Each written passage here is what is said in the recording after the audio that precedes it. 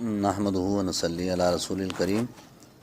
My dear student, میرے پیارے عزیز طلباء، اللہ تعالیٰ سے امید ہے کہ آپ بخیریت سے ہوں گے۔ تو یہ 10 کلاس کا اسلامیات کا پیریڈ ہے۔ گزشتہ پیریڈ میں ہم نے سورۃ الممتحنہ کا تعارف، وجہ تسمیہ اور اس کے مضامین کو بیان کیا تھا۔ تو آج مختصر طور پہ دوبارہ دہراتے ہیں اور پھر آگے سورت سٹارٹ کرتے ہیں۔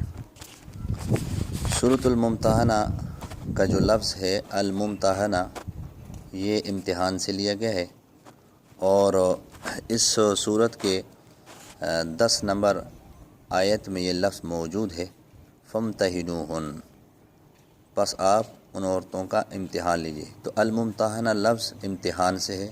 امتحان کہتے ہیں جانچ پڑتال کو، آزمائش کو۔ سورۃ ممتحنہ یہ مدنی صورت ہے، اور صورت کی ترتیب یعنی قرآن میں جو صورتیں ہیں اس ترتیب کے لحاظ سے ترتیبی نزولی 60 نمبر کی یہ صورت ہے، اور یہ نازل ہوئی ہے صلح حدیبیہ اور مکہ فتح ہونے کے درمیانی عرصہ میں یہ صورت نازل ہوئی ہے۔ اس صورت کا نام کے ساتھ کیا مناسبت ہے، وہ کچھ یوں ہے کہ کیونکہ یہ لفظ الممتحنہ امتحان کو کہتے ہیں، آزمائش، جانچ پڑتال کو۔ مکہ مکرمہ سے جو عورتیں مدینہ طیبہ ہجرت کر کے آئیں تو اللہ تعالیٰ نے بذریعہ وحی اپنے محبوب صلی اللہ علیہ وسلم کو یہ حکم دیا کہ وہ مومنین سے یہ کہیں کہ آنے والی عورتوں کی صحیح جانچ پڑتال کر لیں، آیا یہ واقعی مومن عورتیں ہیں یا اپنے خاوندوں سے، اپنے شوہروں سے تنگ ہو کر کہیں یہ مجبور ہو کر مدینہ طیبہ ہجرت کر کے تو نہیں آئیں۔ اللہ عالم بایمانہن، اللہ ان کے ایمان کو خوب جانتا ہے۔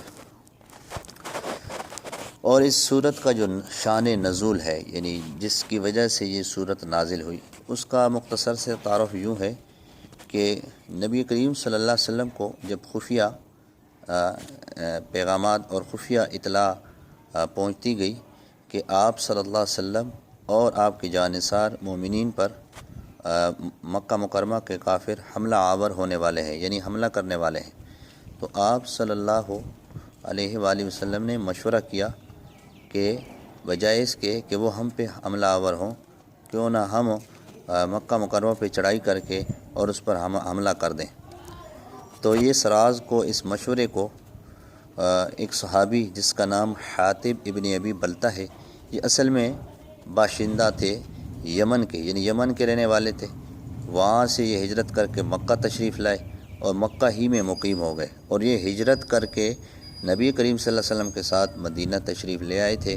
تو ان کے جو بیوی بچے جو تھے وہ وہاں مکہ میں رہ گئے تھے، جبکہ جو دیگر جو مہاجرین تھے، صحابہ کرام تھے، انہوں نے مکہ سے مدینہ کی طرف ہجرت کی تھی۔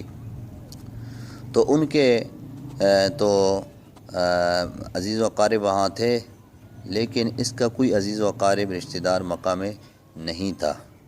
تو اس صحابی نے، حاطب ابن ابی بلتہ جو بدری صحابی ہے، تو انہوں نے اس راز کو فاش کر دیا اس وجہ سے کہ مکہ مکرمہ کے جو مشرکین مکہ ہیں، کفار ہیں، وہ میرے اس احسان کو مانتے ہوئے تاکہ وہ میرے بیوی بچوں پر ظلم و زیادتی، ظلم و ستم نہ کریں۔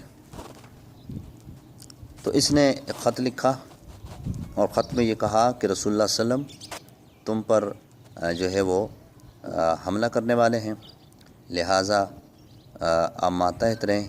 اور یہ خط لکھ کر ایک عورت مغنیہ جس کا نام سارہ تھا، اس کے بائی ہینڈ جو ہے وہ اونٹنی پہ سوار کر کے اس کو مکہ کی طرف روانہ کر دیا۔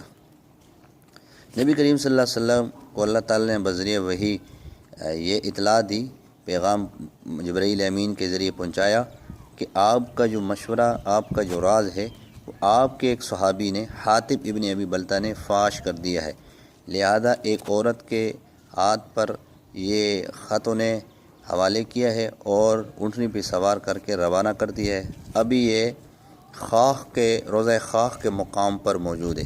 تو آپ نے حضرت مولا کائنات شیر خدا رضی اللہ تعالیٰ عنہ علی کرم اللہ وجہ ان کو سربراہ بنایا۔ حضرت ابو مرثد اور دیگر کچھ صحابہ تھے، ان کا سپہ سالار بنا کر مولا کائنات کو بھیج دیا اور فرمایا کہ روضہ خاک کے مقام پر یہ عورت موجود ہے، اونٹنی پہ سوار ہے، لہٰذا اس سے وہ خط لے آئیں۔ تو چنانچہ مولا کائنات وہاں پہنچے تو اس عورت کو کہا کہ آپ کے پاس ایک خط ہے، وہ ہمارے حوالے کریں۔ تو اس نے وہ ہینڈ اوور کرنے سے انکار کر دیا۔ تو مولا کائنات شیر خدا نے اسے دھمکی دی کہ اگر آپ نے جو ہے ہمیں خط نہ دیا، جیسا کہ انکار کر رہی ہو، تو پھر ہم آپ کے کپڑے اتار دیں گے، کیونکہ ہمیں رسول اللہ صلی اللہ علیہ وسلم کی زبان اقدس پر سچا یقین ہے۔ چنانچہ اس عورت نے یہ ڈر کی وجہ سے وہ خط حضرت علی کرم اللہ وجہ مولا کائنات کو دے دیا۔ تو وہاں سے خط لے کر مولا کائنات فوراً رسول اللہ صلی اللہ علیہ وسلم کے پاس پہنچے اور خط نبی پاک صلی اللہ علیہ وسلم کو دیا۔ تو آپ صلی اللہ علیہ وسلم نے وہ خط پڑھا تو وہ حضرت حاطب ابن ابی بلتہ تھے رضی اللہ عنہ، جس نے یہ راز فاش کیا۔ اس کو پھر گرفتار کر کے نبی پاک صلی اللہ علیہ وسلم کے پاس لایا گیا۔ تو آپ نے پوچھا کہ آپ نے یہ راز کیوں فاش کیا ہے؟ تو حضرت عمر رضی اللہ عنہ ساتھ بیٹھے ہوئے تھے اور تلوار نکالی اور کہا یا رسول اللہ صلی اللہ علیہ وسلم یہ غدار ہے، آپ مجھے حکم دیں کہ میں اس کا سر قلم کر دوں۔ تو آپ نے فرمایا کہ آپ کا یہ جذبہ ایمانی ہے اور آپ صبر کریں، تسلی سے بیٹھیں، مجھے سے پوچھنے دو کہ یہ راز کیوں فاش کیا۔ تو حضرت حاطب ابن ابی بلتہ نے کہا یا رسول اللہ صلی اللہ علیہ وسلم میرے ایمان میں ذرہ برابر بھی فرق نہیں ہے، میں نے اس وجہ سے یہ راز فاش کیا جبکہ اللہ تعالیٰ نے آپ کے ساتھ تو فتح کا وعدہ کر رکھا ہے، ان فتحنا لک فتحا مبینا۔ تو اللہ کا تو آپ کے ساتھ وعدہ ہے، آپ کو تو فتح ضرور ملنی ہے، فتح مکہ ضرور ہونا ہے۔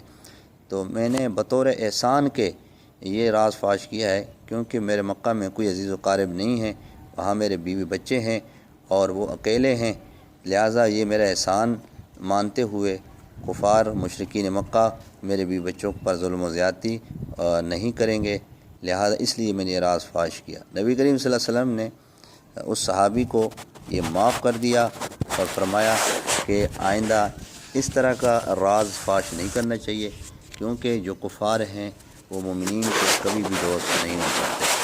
تو اس موقع پر اللہ تعالیٰ نے یہ صورت نازل کی اور یہ سورۃ الممتحنہ ہے۔ تو آئیے شروع کرتے ہیں۔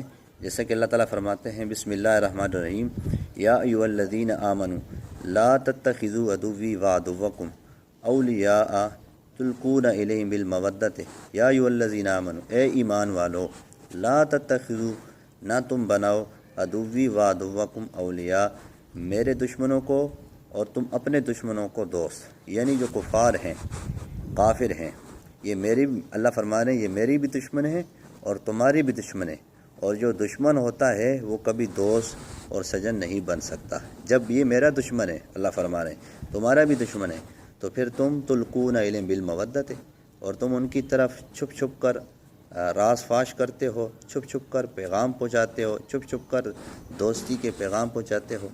وقد کفروا بما جاءکم من الحق، اور بے شک انہوں نے تمہارے اس سچے دین کا انکار کر دیا ہے جو رسول اکرم صلی اللہ علیہ وسلم لے کر آئے، پھر بھی تم انہیں چھپ چھپ کر پیغام پہنچاتے ہو۔ اور دوسری بات، انہوں نے تمہارے دین اسلام کا، رسول اللہ صلی اللہ علیہ وسلم لائے ہوئے دین کا، اس کا انہوں نے انکار کیا ہے۔ اور دوسری بات، یخرجون الرسول وایاکم، انہوں نے تمہیں اور تمہارے رسول کو مکہ مکرمہ جیسے عظیم شہر سے جلا وطن کیا ہے، ہجرت پہ مجبور کیا ہے۔ ان تؤمنوا باللہ ربکم، تمہارا قصور یہ ہے کہ تم اپنے رب پر ایمان رکھتے ہو۔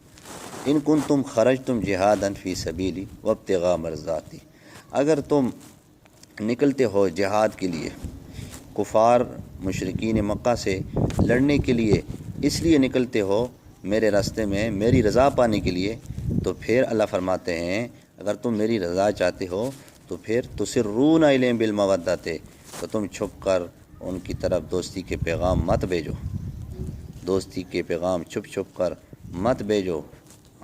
وَأَنَا أَعْلَمُ بِمَا أَخْفَيْتُمْ، اگر تم چھپ چھپ کر بھی ان کی طرف کوئی پیغامات بھیجو گے، راز فاش کرو گے، تو یاد رکھنا میں اللہ تعالیٰ تمہارے چھپے ہوئے اس عمل کو بھی جانتا ہوں۔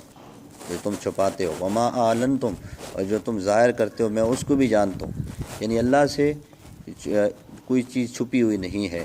اور جو شخص ایسا کرے گا، ومن یفعل منکم، اور جو بھی شخص تم میں سے ایسا کرے گا، فقد ضل سواء السبیل، تو پس بے شک وہ دور کی گمراہی میں پڑ گیا، یعنی وہ گمراہ ہو گیا۔ تو اللہ یہ پہلی آیت جو ہے ہم نے پڑھی ہے، اور انشاءاللہ مزید جو ہے وہ آگے پڑھیں گے، اور انشاءاللہ اس کے سوالات بھی حل کریں گے، لہٰذا اس کا ترجمہ آپ اچھی طرح یاد کر لیں۔ وآخر دعوانا ان الحمد للہ۔